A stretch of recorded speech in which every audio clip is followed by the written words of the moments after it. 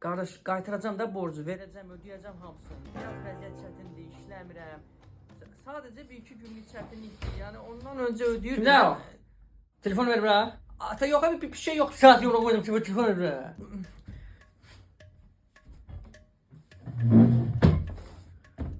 Alo, abala, nə məsələdir? Nə borcuna danışır bu? Heç, nə borcu əmi? Tülkü oğlu tülkü. Gəlibsə bankda 2 qat eləyərəm ha.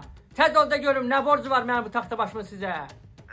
500 manat alıb əmi. Onun üstünə nə qədər faiz gəlib? 500 manatı bir illik götürmüşdü, onun 2 ay ödəyib, 10 ay ödəmir. Cərmi ilə birkə təxminən 950 manat pul edir. Bu nömrəmi görürsən, buna tez öz kartımı at, mən indi o borcu bağlayacağam. Tez ol, gözləyirəm. Ata, borcumu ödədin mənim.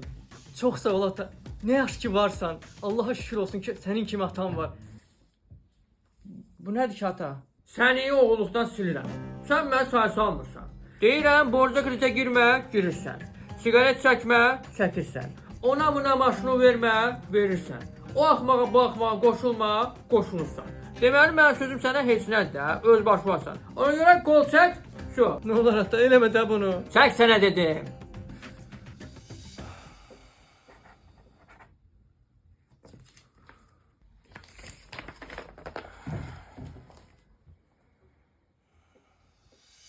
İndi ol öz başla.